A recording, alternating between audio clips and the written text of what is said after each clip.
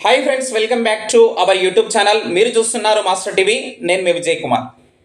DSC 2024 prepare అవుతున్నటువంటి SA social studies అభ్యర్థులందరి కోసం మరి ప్రీవియస్ పేపర్ ఏ విధంగా అడిగారు, అందులో ఉన్నటువంటి 160 ప్రశ్నలు కూడా ఎలాంటి ప్రశ్నలు అడిగారు, ఎలాంటి టాపిక్స్ నుంచి మనకు ప్రశ్నలు రావడం జరిగింది, సో ఇప్పుడు మనము ఎలాంటి టాపిక్స్ మనం చదువుకోవాలి అనేటటువంటి అంశాలన్నీ కూడా ఈ వీడియోలో మనం డిస్కస్ చేసేటటువంటి ప్రయత్నం అయితే చేద్దాం.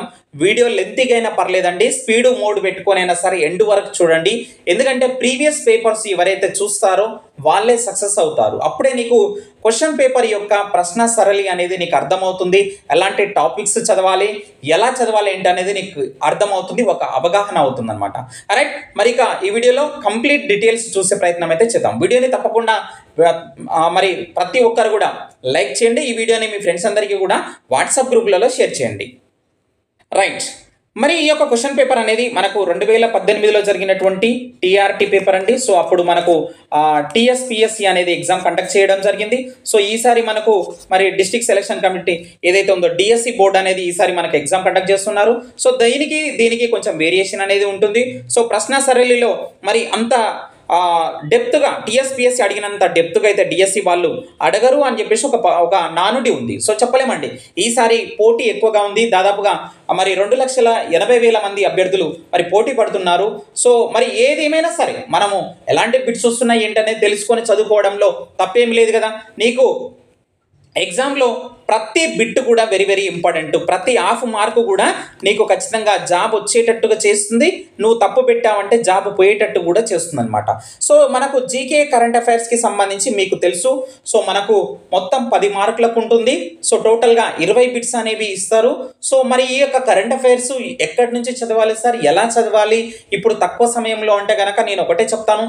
షైన్ ఇండియా అనేది మనకు ఇయర్ బుక్ అనేది దొరుకుతుందండి. 1 ఇయర్ బుక్ అనేది దొరుకుతుంది. సో ఆ ఇయర్ బుక్ తీసుకొని మీరు క్విక్ రివిజన్ లెక్క ఇంపార్టెంట్ అయినటువంటి పాయింట్స్ ఏమున్నాయో అవన్నీ చూసుకోండి.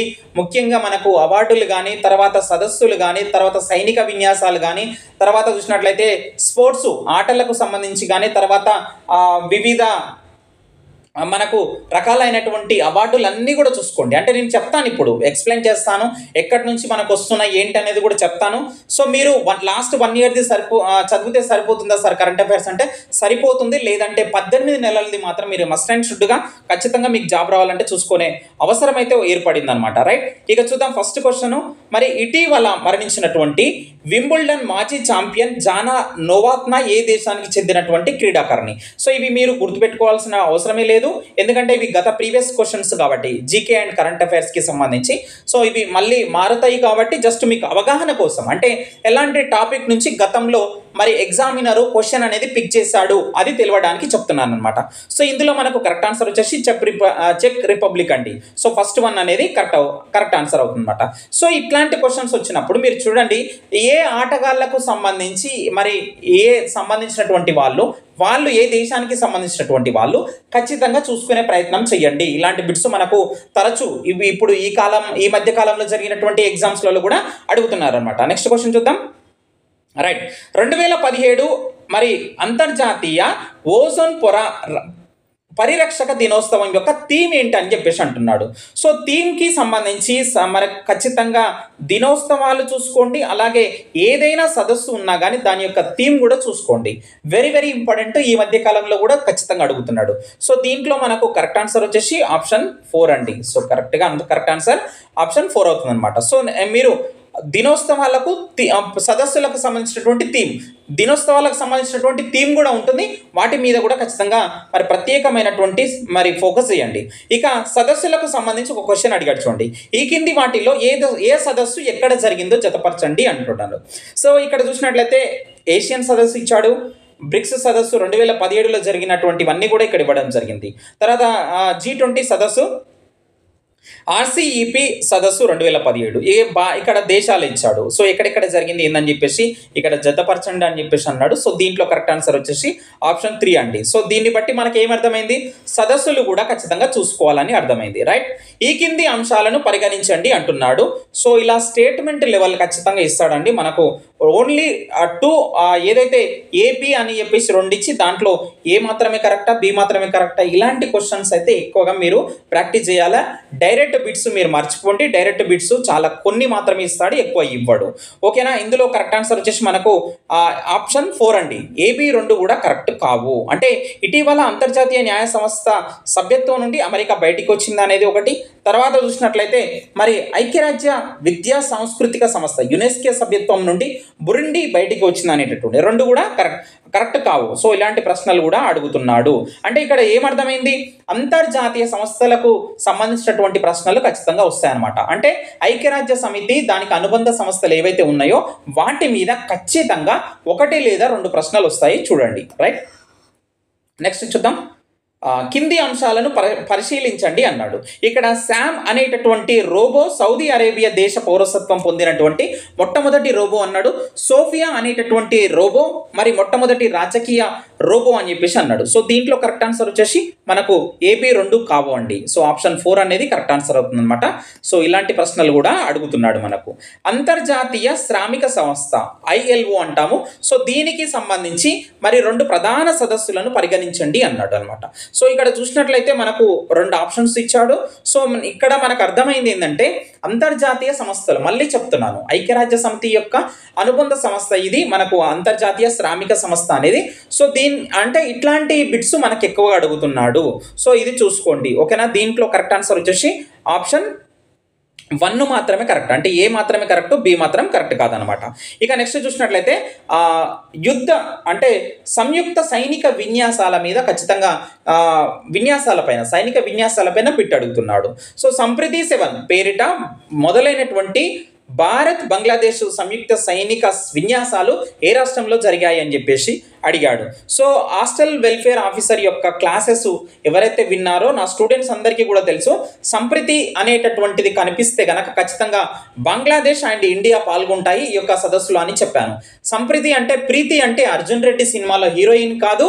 సో ఆమె బంగ్లాదేశ్కి చెందినటువంటి ఆమె, హిందీ మాట్లాడుతుంది కదా ఆ సినిమాలో, అలా గుర్తుపెట్టుకోండి అని కూడా నేను చెప్పడం జరిగింది. సో ఇలాంటి బిట్స్ అయితే ఖచ్చితంగా వస్తాయి, చూసుకోండి. రైట్. నెక్స్ట్ చూద్దాం. స్పోర్ట్స్కు సంబంధించినటువంటి ఎక్కువ బిట్స్ వస్తున్నాయి చూడండి. 2017 ఆసియా కప్ మహిళల హాకీ టోర్నమెంటులో భారత జట్టు బంగారు పతకాన్ని సాధించింది. అయితే గతంలో భారత జట్టు ఏ సంవత్సరంలో ఈ పతకాన్ని మరి గెలుచుకుంది అని చెప్పేసి అంటున్నాడు. సో దీంట్లో కరెక్ట్ అయినటువంటి ఆన్సర్ వచ్చేసి 2004 అనేది ఆప్షన్ 4 అనేది కరెక్ట్ ఆన్సర్ అవుతుంది అనమాట. నెక్స్ట్ చూద్దాం. భారతదేశంలోని తొలి మొబైల్ ఫుడ్ టెస్టింగ్ ల్యాబ్ని ఇటీవల ఏ రాష్ట్రంలో ప్రారంభించారు అని చెప్పేసి అన్నాడు. సో దీంట్లో కరెక్ట్ ఆన్సర్ వచ్చేసి గోవా అండి. రైట్. దేశంలోని 7 రాష్ట్రాలు ఒక కేంద్ర పాలిత ప్రాంతంలో హిందువులకు మైనారిటీ హోదా ఇవ్వవచ్చా లేదా అనేటటువంటి విషయాన్ని పరిశీలించడానికి ఎవరి అధ్యక్షతన ఒక కమిటీ అనేది మరి జాతీయ మైనారిటీ కమిషన్ అనేది నియమించింది అని చెప్పేసి అంటుండు. సో దీంట్లో కరెక్ట్ ఆన్సర్ వచ్చేసి ఆప్షన్ 2 అండి. జార్జ్ కురియన్ కమిటీ అనేది కరెక్ట్ ఆన్సర్ అవుతుంది. సో వివిధ కమిటీల మీద ఈ రీసెంట్గా వచ్చినటువంటి కమిటీల మీద కూడా అడుగుతున్నాడు. సో మనకు జమిలీ ఎలక్షన్స్ దేశవ్యాప్తంగా ఒకేసారి నిర్వహించవచ్చా లేదా అనేటటువంటి ఏదైతే అంశం ఉందో దానిపైన ఒక కమిటీ వేస్తారు ఇటీవల. మాజీ రాష్ట్రపతి రాజ్నాథ్ కోవింద్ ఎవరైతే ఉన్నారో ఆయన అధ్యక్షతన వేశారనమాట.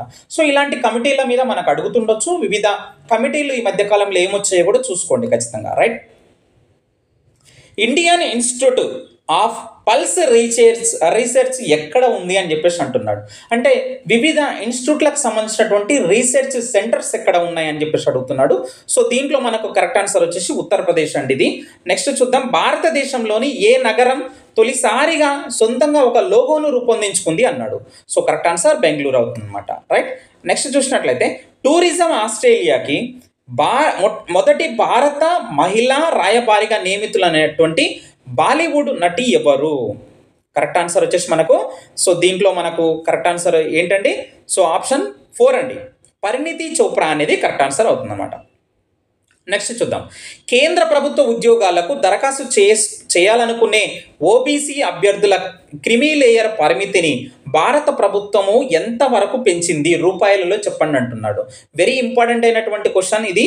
సో మనకు 8 లక్షలకు మరి పెంచడం అయితే జరిగిందండి. రైట్. నెక్స్ట్ క్వశ్చన్ చూద్దాం. జాతీయ రహదారుల్లో ఎలక్ట్రానిక్ టోల్ వసూలు సులువుగా చేసేందుకు నేషనల్ హైవేస్ అథారిటీస్ సంస్థ రూపొందించిన ప్రత్యేకమైనటువంటి యాప్ ఏమిటి అని చెప్పేసి అన్నాడు. సో దీంట్లో మనకు కరెక్ట్ ఆన్సర్ మీకు అందరికీ తెలుసు. మీరు టోల్ గేట్ అంటే ప్రయాణించేటప్పుడు టోల్ గేట్ వద్ద దీన్ని చూసే ఉంటారు. మై ఫాస్ట్ ట్యాగ్ అనేటటువంటిది కరెక్ట్ ఆన్సర్. ఆప్షన్ 1 అనేది కరెక్ట్ ఆన్సర్ అవుతుంది అనమాట. ఓకేనా, రైట్. నెక్స్ట్ చూద్దాం. భారతదేశం డిఎన్ఏ ఫింగర్ ప్రింటింగ్ పితామహుడిగా పేరొందినటువంటి లాల్జీ సింగ్ ఇటీవల మరణించాడు. ఆయన ఏ ప్రతిష్టాత్మక సంస్థకు డైరెక్టర్గా ఉండేవారు అని చెప్పేసి అన్నాడు. సో దీంట్లో కరెక్ట్ ఆన్సర్ వచ్చేసి ఆప్షన్ 1 అండి. Centre for cellular and molecular biology అనేటటువంటిది కరెక్ట్ ఆన్సర్ అనమాట. రైట్. నెక్స్ట్ చూద్దాం. ఫిర్యాదులను వేగంగా పరిష్కరించడానికి తెలంగాణ ప్రభుత్వము మరి ప్రారంభించినటువంటి పోర్టల్ యొక్క పేరు ఏమిటి అని చెప్పేసి అడిగాడు. సో దీంట్లో మన కరెక్ట్ ఆన్సర్ వచ్చేసి జనహిత అనేది కరెక్ట్ ఆన్సర్ అవుతుంది అనమాట. నెక్స్ట్ చూద్దాం. ఈ కింది అంశాలను పరిగణించండి అంటున్నాడు. సో దీంట్లో మనకు కరెక్ట్ ఆన్సర్ వచ్చేసి ఆప్షన్ 2 అండి. అంటే బీసీ మాత్రమే కరెక్ట్. సో ఫస్ట్ 1 ఏదైతే ఉందో అది కరెక్ట్ కాదనమాట. ఓకేనా, నెక్స్ట్ చూద్దాం. రైట్. సింగరేణి బొగ్గు తవ్వి తీయడం కోసము 1886లో ఏర్పాటైనటువంటి కంపెనీ ఏది అని చెప్పేసి అన్నాడు. సో దీంట్లో మనకు కరెక్ట్ ఆన్సర్ వచ్చేసి Hyderabad Deccan mining company. So text book చదివినటువంటి వాళ్ళు ఈ క్వశ్చన్ ఈజీగా ఆన్సర్ చేయగలుగుతారు. రైట్. నెక్స్ట్ చూద్దాం. రైట్. పశ్చిమ ఉత్తర తెలంగాణ ప్రాంతాన్ని దాదాపు 200 సంవత్సరాలకు పైగా పాలించినటువంటి వేములవాడ చాళుక్య తొలి రాజధాని ఏది అని చెప్పేసి అన్నాడు. సో దీంట్లో మనకు కరెక్ట్ ఆన్సర్ వచ్చేసి ఆప్షన్ 2 అండి. బోధన్ అనేది కరెక్ట్ ఆన్సర్ అవుతుంది అనమాట. బోధన్ కరెక్ట్ ఆన్సర్ అవుతుంది. నెక్స్ట్ చూద్దాం. రైట్. వెరీ వెరీ ఇంపార్టెంట్ అయినటువంటి క్వశ్చన్స్ ఇట్లాంటివి కూడా మనకు వస్తాయి. నెక్స్ట్ చూడండి. పర్స్పెక్టివ్ ఎడ్యుకేషన్లో. ఓకేనా, భారతదేశ విద్యా వ్యవస్థలో 10+2+3 మాదిరిని ఏ కమిషను మరి కమిటీ సిఫార్సు చేసింది అని చెప్పేసి అన్నాడు. సో మీకు అందరికీ తెలుసు, very important, very easy question. Kothari commission అయితే 10+2+3 మరి సిఫార్సు చేయడం అయితే జరిగిందనమాట. రైట్. ఈ క్రింది ప్రవచనాలను పరిశీలించండి అంటుండు. చూడండి, ఇక్కడ మనకు 4 ఆప్షన్స్ ఇచ్చారు. ఈ క్రింది ప్రవచనాలను పరిశీలించండి అన్నాడు. సో దీంట్లో మనకు కరెక్ట్ ఆన్సర్ వచ్చేసి ఏబి మాత్రమే కరెక్ట్ ఆన్సర్ అండి. సో ప్రజాస్వామ్య పౌరసత్వమును పెంపొందించుట, సాంఘిక నైతిక ఆధ్యాత్మిక విలువలను పెంపొందించుట అనేది కరెక్ట్ ఆన్సర్ అవుతుంది అనమాట. నెక్స్ట్ చూద్దాం. రైట్. ఈ క్రింది వాటిని జతపరచండి అన్నాడు. సంస్థలు ఇచ్చాడు, ఇక్కడ కమిషన్లు ఇచ్చాడు, ఇక్కడ సంవత్సరాలు ఇవ్వడం జరిగింది. సో ఇలాంటి క్వశ్చన్స్ మనకి ఈసారి 100% రిపీట్ అవుతాయి. ఇట్లాంటి బిట్స్ ఖచ్చితంగా మీరు చూసుకోండి. సో దీంట్లో మనకు చెప్పండి, వెరీ సింపుల్ ఇట్లాంటివి చేయడం. ఓకేనా. సో చూడండి, మనకు ఇక్కడ చూసినట్లయితే కొఠారి కమిషన్ ఇచ్చారు. సో కొఠారి కమిషన్ ఎప్పుడు వచ్చింది చెప్పండి? 1964-66 అనేది ఆన్సర్ అవుతుంది. తర్వాత మొదలియార్ అనేది ఉంది 1952-53. రైట్. ఈ 2 మ్యాచ్ చేసాం. సో ఇప్పుడు మనము చూద్దాము. ఏకి 4 ఎందులో ఉన్నది? సో ఇందులో లేదు, ఇది కాదు, ఇందులో లేదు, ఇది కాదు, సో ఇందులో ఉంది, ఇందులో ఉంది. రైట్. నెక్స్ట్ చూద్దాం. బీకు 1 ఇందులో ఉన్నది, బీకి ఎందులో ఉంది, ఇందులో లేదు, ఇందులో ఉన్నది, ఇది కరెక్ట్ ఆన్సర్ అవుతుంది అనమాట. రైట్. ఇట్లా మ్యాచింగ్ వచ్చి ఇచ్చినప్పుడు ఏవైనా 1, 2 తెలిస్తే కనుక ఈజీగా మనం ఫైండ్ అవుట్ చేయొచ్చు అనమాట. రైట్. నెక్స్ట్ చూద్దాం. ఈ దిగువ జతలను మరి పరిశీలించండి అన్నాడు. సో ఒకవైపున చూసినట్లయితే మనకు నైపుణ్యాలు ఇచ్చాడు. అంటే వృత్తి నైపుణ్యం, జ్ఞానాత్మక నైపుణ్యం, సాంఘిక నైపుణ్యం ఇట్లాంటివి ఇచ్చాడు. సో మరోవైపున ఇది వాటికి సంబంధించినటువంటివి ఇచ్చాడు అనమాట. సో ఇందులో మనకు కరెక్ట్ ఆన్సర్ వచ్చేసి ఆప్షన్ 2 అనేది కరెక్ట్ ఆన్సర్ అవుతుందండి. ఆప్షన్ 2 అనేది కరెక్ట్ ఆన్సర్ అవుతుంది. ఇట్లాంటివి కూడా మరి ప్రాక్టీస్ చేయాలి. రైట్. ఈ దిగువనీయబడినటువంటి విద్యకు సంబంధించినటువంటి జోక్యాలను పరిశీలించండి అన్నాడు. సో వెరీ ఇంపార్టెంట్, ఇట్లాంటివి కూడా మనకు అడుగుతాడు. ఇందులో విద్యకు సంబంధించినటువంటివి అంటే మనకు కాలక్రమంలో సరి అయినటువంటి క్రమమును అమర్చుము అని చెప్పేసి అంటుండు. సో మనకు వీటి యొక్క సంవత్సరాలు తెలిస్తే మాత్రమే కాలక్రమంలో మనం అమర్చగలుగుతాము. ఓకేనా. సో ఇందులో ఆర్టీఈ అనేది ఇక్కడ చూడండి, ట్రిక్ ఏంటంటే చూడండి, సో ఇట్లా వచ్చినప్పుడు మనకు తెలియనప్పుడు ఏం చేయాలంటే ఆర్టీఈ ఏదైతే యాక్ట్ ఉందో సో ఇది 2009 అని మనకు అందరికీ తెలుసు కదా. సో లేటెస్ట్ ఇదే ఉంది, సో మిగతావన్నీ పాతవి అని అట్లా నీకు అనిపించినప్పుడు ఖచ్చితంగా బి ఎందులో ఉందో చూడాలి, అదే కరెక్ట్ ఆన్సర్ అవుతుంది అనమాట. రైట్. ఇట్లా కూడా చూడండి, 1, 2 తెలిస్తే కొంచెం మనకు ఈజీగా ఆన్సర్ చేయగలుగుతాము. రైట్. నెక్స్ట్ క్వశ్చన్ చూసినట్లయితే విద్యార్థుల యొక్క ప్రతిభను అంచనా వేయుటకు సంబంధించినటువంటి కొన్ని పద్ధతులను ఈ దిగువ పేర్కొనబడినవి వాటిని పరిశీలించండి అని చెప్పేసి అన్నాడు. ఇందులో మనకు కరెక్ట్ ఆన్సర్ వచ్చేసి ఆప్షన్ 3 ఏసీ మాత్రం కరెక్ట్ అవుతుందండి. ఏసీ మాత్రమే కరెక్ట్ అనమాట. సో బి 7వ తరగతి నుండి పరీక్షలను టెర్ము వారీగా ప్రారంభించవచ్చు అనేది తప్పు అనమాట. సో ఏసీ మాత్రమే కరెక్ట్ అవుతుంది అనమాట. అంటే ఇందులో ఈ ఎన్సిఎఫ్ 2005 సూచించినటువంటి సరి అయిన సూచనలు ఇక్కడ గుర్తుపెట్టుకోండి. నేను కిందటి క్లాస్లోనే మనము క్రితం క్లాస్లోనే మనం ఇవన్నీ చదువుకున్నాం, మీకు ఈజీగా గుర్తుకుండాలి. రైట్, నెక్స్ట్ చూద్దాం. ఉపాధ్యాయ విద్యకు సంబంధించినటువంటి ఎన్సిఎఫ్ 2005 చేసినటువంటి సూచనలను పరిశీలించండి. నిజంగా నేను లాస్ట్ క్లాస్లో చెప్పాను, నా క్లాసులు ఫాలో అవుతున్న వాళ్ళకి. సో నేను చెప్పినటువంటివన్నీ ఇక్కడ వస్తున్నాయా లేదా చూడండి ఒకసారి. ఎన్సిఎఫ్ 2005 ఎలాంటి సూచనలు, సిఫార్సులు, ఎలాంటి ఇవి చేసింది అని చెప్పేసి గతంలో చెప్పాను నేను, ఓకేనా. సో ఇందులో మనకు చూసినట్లయితే మరి కరెక్ట్ ఆన్సర్ ఏంటంటే ఏసీ మాత్రమే కరెక్ట్ అనమాట. సో ఏ అండ్ సి మాత్రమే కరెక్ట్. అభ్యసన వాతావరణమును కల్పించట కొరకు ఉపాధ్యాయునకు స్వతంత్రత అవసరం లేదు అనేది కరెక్ట్ కాదు. ఖచ్చితంగా స్వతంత్రత అవసరమే కదా. సో ఇట్లా మనకు ఇందులో కరెక్ట్ ఆన్సర్ వచ్చేసి మనకు ఆప్షన్ 2 అని చెప్పేసి గుర్తుపెట్టుకోండి. ఆప్షన్ 2 అనమాట. రైట్, నెక్స్ట్ చూద్దాం. రైట్, చెవిటి వారి కొరకు చేతి వేళ్ల స్పర్శ ద్వారా మరి స్పెల్లింగ్ను కనుగొనుటకు తొలి భాషాంతరమును రూపొందించినటువంటి వారు ఎవరు? చెవిటి వారి కోసం అండి, చెవిటి వారి కోసము మరి ఇక్కడ అడగడం జరిగిందనమాట. ఇందులో కరెక్ట్ ఆన్సర్ వచ్చేసి ఆప్షన్ 3 అండి. సో ఆప్షన్ 3 అయితే కరెక్ట్ ఆన్సర్ అవుతుందన్నమాట. సో ఇట్లాంటి బిట్స్ కూడా అడుగుతున్నాడు, మీరు జాగ్రత్తగా గమనించాలి. ఈ దిగువ జతలను పరిశీలించండి అన్నాడు. మోస్ట్ ఇంపార్టెంట్, ఈసారి కూడా 100% మనకు ఇలాంటి ప్రశ్నలు అయితే ఖచ్చితంగా వస్తాయన్నమాట. ఏసీ మాత్రమే కరెక్ట్ అవుతుందన్నమాట. ఇందులో చూసినట్లయితే డిస్గ్రాఫియా వచ్చేసి మరి చేతిరాత వైకల్యం అనేది కరెక్ట్. డిస్లెక్సియా అనేది పఠన వైకల్యం అనేది కరెక్ట్. డిస్ఫ్రాక్సియా అనేది అంకగణిత వైకల్యం అనేది కరెక్ట్ కాదనమాట. రైట్, నెక్స్ట్ చూద్దాం. ఈ దిగువ జతలను పరిశీలించండి అన్నాడు. సో ఇక్కడ కొన్ని జతలు ఇవ్వడం జరిగింది. సో పరిశీలించండి అన్నాడు. సో సరి అయినటువంటి జతలను ఎంపిక చేయండి అంటున్నాడు. సో మనకి ఇందులో కరెక్ట్ ఆన్సర్ వచ్చేసి ఆప్షన్ 4 అనేది కరెక్ట్ ఆన్సర్ అవుతుందన్నమాట. సో శాంతి అనేది సాంఘిక బాధ్యతలకు సంబంధించినటువంటి విలువలు, తర్వాత నీతులు అనేవి సో ఇక్కడ చూసినట్లయితే వ్యక్తిగత సిద్ధాంతములకు సూచించును. సో C1 అంటే మధుర స్వరం ఎడల గౌరవం, శ్రద్ధ అనేది సౌందర్య సంబంధమైనటువంటి విలువలు అని చెప్పేసి గుర్తుపెట్టుకోండి. రైట్, నెక్స్ట్ చూద్దాం. ఓకే, ఈ దిగువ మరి వివరణలను పరిశీలించండి అని చెప్పేసి అన్నాడు. సో ఇక్కడ చూసినట్లయితే మనకు ఇందులో కరెక్ట్ ఆన్సర్ ఏమొచ్చింది ఒకసారి చూడండి. కరెక్ట్ ఆన్సర్ బీసీ మాత్రమే. అంటే పైనుండి దిగువకు ఉపగమనము, తర్వాత సి అనేది చూడండి, ఏ అనేది తప్పండి. సో బీసీ మాత్రమే కరెక్ట్ అవుతుంది అనమాట. రైట్, ఇలాంటి ప్రశ్నలు కూడా మనకు అడగడం జరుగుతుంది. ఖచ్చితంగా అవగాహన ఉంటేనే మన ఇలాంటి క్వశ్చన్స్కి ఆన్సర్ చేయగలుగుతాము. రైట్, నెక్స్ట్ చూద్దాం. రైట్, తన పరిసరాలను నియంత్రించగలిగి తన అవకాశాలు అందిపుచ్చుకోగలిగే విధంగా వ్యక్తి యొక్క సకల శక్తి సామర్థ్యాలను వికాసం చెందించేదే మరి విద్యను నిర్వచించినటువంటి వారు ఎవరు అని చెప్పేసి అన్నాడు. ఇక్కడ గుర్తుపెట్టుకోండి, ఎప్పుడైనా సరే బండ గుర్తు చెప్తున్నాను నేను, పరిసరాలు అనేటటువంటి పదం కనిపించింది అంటే కనుక మీరు జాన్ డూయి దగ్గరికి వెళ్ళిపోవాలి. ఖచ్చితంగా ఆయనకు పరిసరాలు అంటే చాలా ఇష్టం. ఎక్కువగా ఆయన నిర్వచనాల్లో పరిసరాలు అనేటటువంటి పదం అయితే కనిపిస్తుంది. జాన్ డూయి అనేది కరెక్ట్ ఆన్సర్ అవుతుందన్నమాట. రైట్, నెక్స్ట్ చూసినట్లయితే ఆధునికీకరణ ప్రక్రియను వేగిరపరచడం విద్యా లక్ష్యంగా సూచించినది ఎవరు అని చెప్పేసి అంటున్నాడు. సో దీంట్లో మన కరెక్ట్ ఆన్సర్ వచ్చేసి ఆప్షన్ 3 అండి. కొఠారి కమిషన్ అనేది కరెక్ట్ ఆన్సర్ అవుతుందన్నమాట.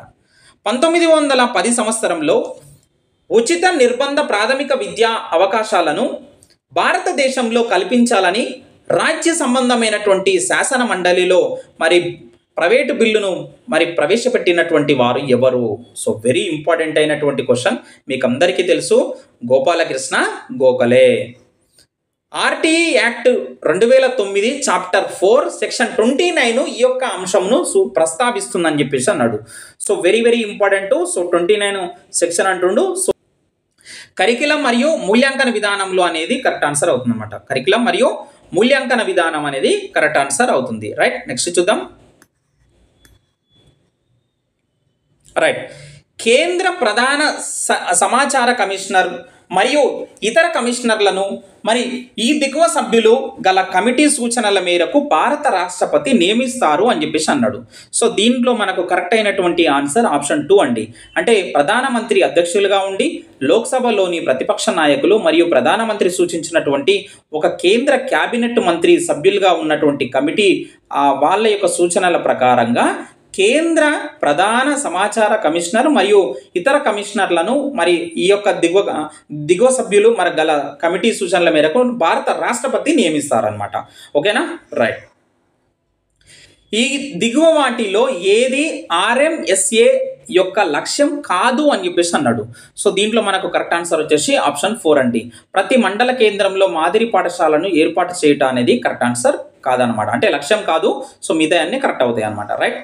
నెక్స్ట్ చూసినట్లయితే క్రోమోజోముల అపసవ్యత వలన కలుగు మానసిక వైకల్యంను ఇలా పిలుస్తారు అన్నాడు. సో దీనికి కరెక్ట్ ఆన్సర్ వచ్చేసి డౌన్ సిండ్రోమ్ అనేది కరెక్ట్ ఆన్సర్ అవుతుంది అనమాట. Option 1 down syndrome, right. Next చూద్దాం.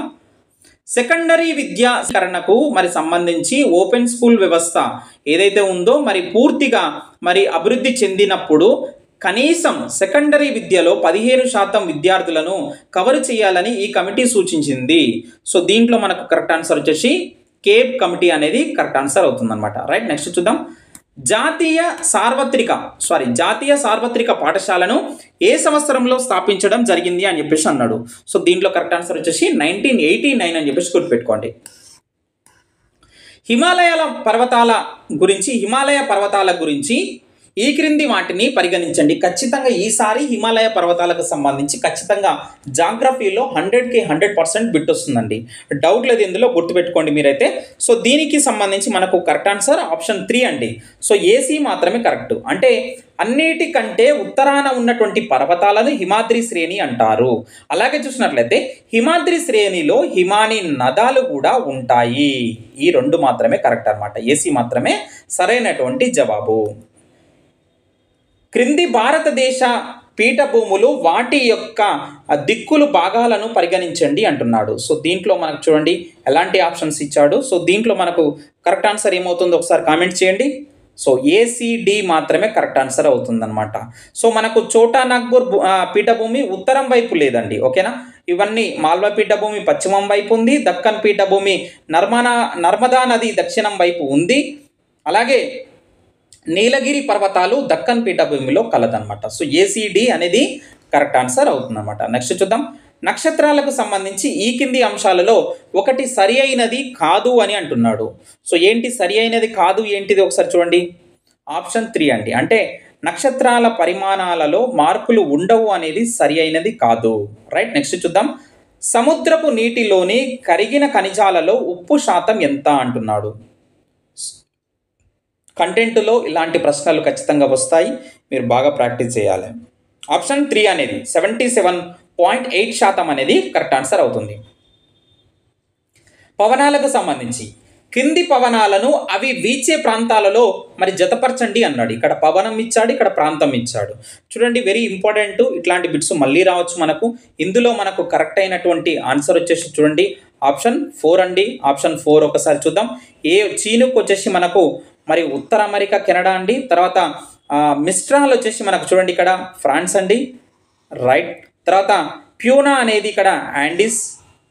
తర్వాత పాంపోరో అనేది సో చూడండి ఇక్కడ దక్షిణ అమెరికా అనేది కరెక్ట్ ఆన్సర్ అవుతుంది అనమాట. నెక్స్ట్ చూద్దామా, రైట్.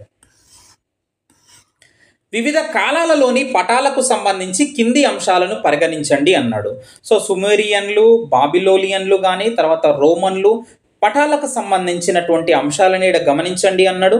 అందుకే మనం టెక్స్ట్ బుక్ అనేది చాలా వివరంగా చదువుకుంటే ఇలాంటి ప్రశ్నలకు మనం సమాధానం అయితే చేయగలుగుతాం. మరి ఇందులో కరెక్ట్ ఆన్సర్ వచ్చేసి ACD మాత్రమే కరెక్ట్, B అనేది కరెక్ట్ కాదనమాట. బాబిలోనియన్లు ఎవరైతే ఉన్నారో ప్రపంచ పటంలో త్రికోణాకారంలో మరి 9 దీవులు ఉన్నాయని చెప్పింది కరెక్ట్ కాదనమాట. మిగతా అన్ని కూడా కరెక్ట్ ఆన్సర్ అవుతుందన్నమాట. ఖండాంతర్గత శీతోష్ణ స్థితి అంటే ఏమిటి? ఇక్కడ చూడండి మనకు దీంట్లో కరెక్ట్ ఆన్సర్ వచ్చేసి ఆప్షన్ 1 అండి. అంటే గరిష్ట కనిష్ట ఉష్ణోగ్రతలలో చాలా తేడా ఉండడం అనేది అంతర్గత శీతోష్ణ స్థితి అంటాం.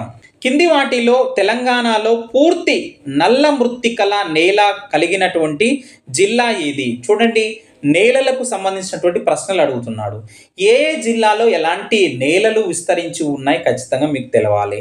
ఎర్ర నేలలు ఎక్కడగా ఏ ఏ జిల్లాలో విస్తరించి ఉన్నాయి ఇట్లా చూసుకోండి. ఓకేనా, మనకు దీంట్లో కరెక్ట్ ఆన్సర్ వచ్చేసి ఆప్షన్ 1 అండి. కొమరం భీం జిల్లాలో మనకు ఈ యొక్క పూర్తిగా నల్ల మృత్తికల నేల కలిగినటువంటి జిల్లాగా మనం చెప్పవచ్చు. వెరీ డైరెక్ట్ క్వశ్చన్స్ ఎక్కువగా ఉన్నాయి పోయినసారి, మనకి ఈసారి అలా ఉండవు. ఎస్కిమోలు ధరించేటటువంటి కోట్లను ఏమని అంటారు? డైరెక్ట్ క్వశ్చన్, మనకు చాలా ఈజీ ఆన్సర్ ఇది. మనకు ఆప్షన్ 3 అనేది పర్కాలు అనేది కరెక్ట్ ఆన్సర్ అవుతుందన్నమాట. ఈ క్రింది అంశాలను వాటి సంబంధిత నీటి చక్ర దశలతో మరి జతపరచుము అన్నాడు. సో దీంట్లో మనకు కరెక్ట్ ఆన్సర్ వచ్చేసి ఆప్షన్ 2 అండి. ఆప్షన్ 2 అనేది కరెక్ట్ ఆన్సర్ అవుతుంది. ఒకసారి మీరు వీడియో అనేది ఇలా చెప్తున్నప్పుడు ఒకసారి మీరు హోల్డ్ చేసి కరెక్ట్గా మ్యాచింగ్ చేసుకొని చూసుకోండి. ఎందుకంటే ప్రతిదీ చెప్పాలంటే చాలా వీడియో లెంతీగా అవుతుంది కాబట్టి కొంచెం స్పీడ్గా వెళ్ళిపోదాం. రైట్. భారతదేశంలో జనపనార పరిశ్రమకు సంబంధించి క్రింది వాటిని పరిగణించండి అన్నాడు. సో దీంట్లో కరెక్ట్ ఆన్సర్ వచ్చేసి ఆప్షన్ 3 అండి. ఏసీ మాత్రమే కరెక్ట్ ఆన్సర్ అవుతుందన్నమాట. ఏ అండ్ సి మాత్రమే కరెక్ట్ ఆన్సర్ అవుతుందన్నమాట. రైట్, నెక్స్ట్ చూద్దాం. ఈ కింది వాటిలో సిమెంట్ పరిశ్రమకు ముడి సరుకు కానిది ఏది అన్నాడు. కానిది ఏంటిది అని చెప్పేసి అంటుండు. రబ్బర్ మాత్రం కాదండి, సిలికా, జిప్సం, అల్యూమినియం అనేది ముడి సరుకు అవుతుందన్నమాట. అంతర్వేది అంటే ఏమిటి అని చెప్పేసి డైరెక్ట్ క్వశ్చన్ ఇచ్చాడు. సో చూడండి, సో అంతర్వేది అంటే ఏంటి?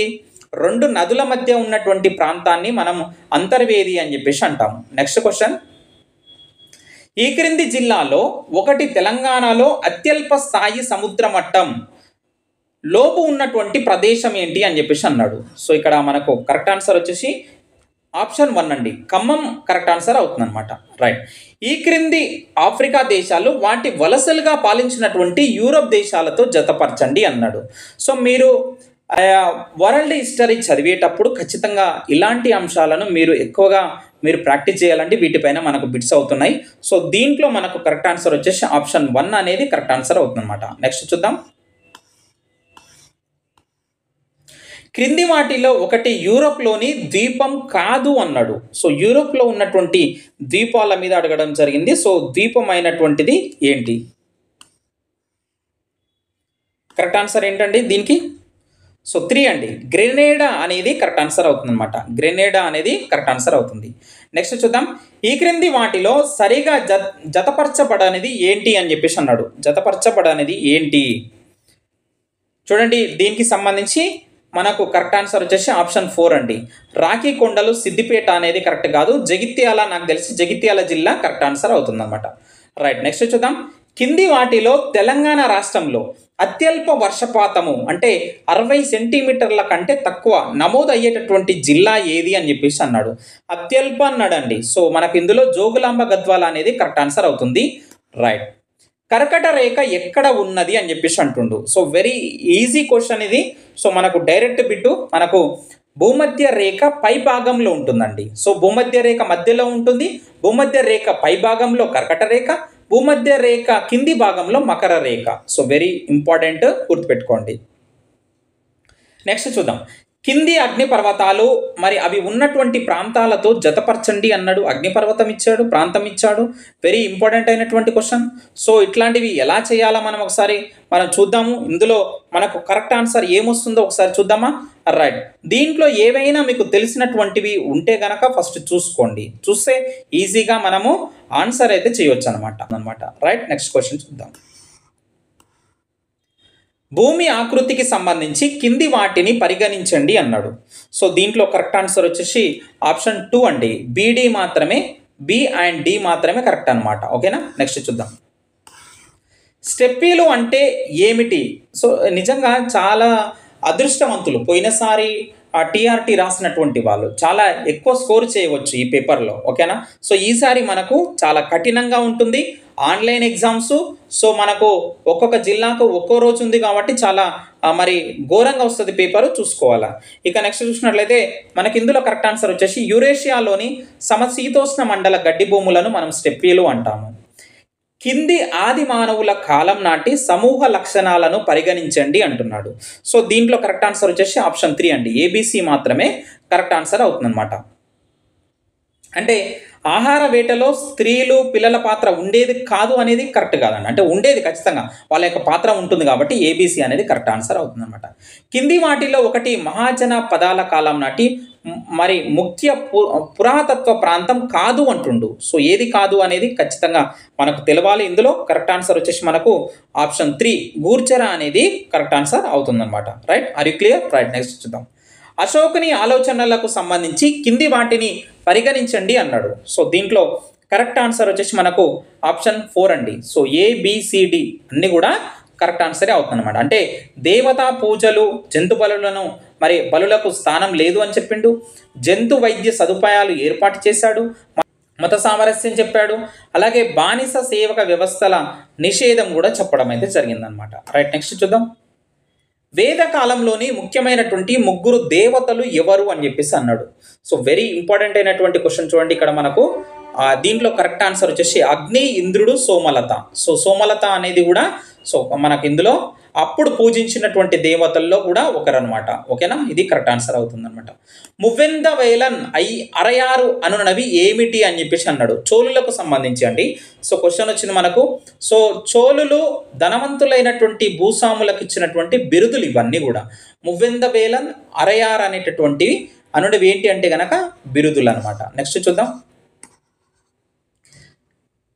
క్రింది కాకతీయ రాజుల పేర్లను వారి కాలాన్ని బట్టి మొదటి నుంచి చివరి వరకు క్రమానుగత శ్రేణిలో అమర్చండి అంటున్నాడు. కాకతీయ రాజుల పేర్లను తీసుకుంటూ సో క్రమానుగతంగా అమర్చడము అని చెప్పేసి అంటుండు. సో దీంట్లో మనకు కరెక్ట్ ఆన్సర్ వచ్చేసి మనకు ఆప్షన్ 2 అండి. సో ఆప్షన్ 2 ఫస్ట్ వచ్చేసి మనకు రెండో ప్రోలరాజు, తర్వాత రుద్రదేవుడు, గణపతి దేవుడు, రెండో ప్రతాపరుద్రుడు. రెండో ప్రతాపరుద్రుడు అయితే లాస్ట్ కుండని తెలుసు. సో అది అట్లా చూస్తే కూడా కొంచెం మనం 70% ఆన్సర్ చేయొచ్చు.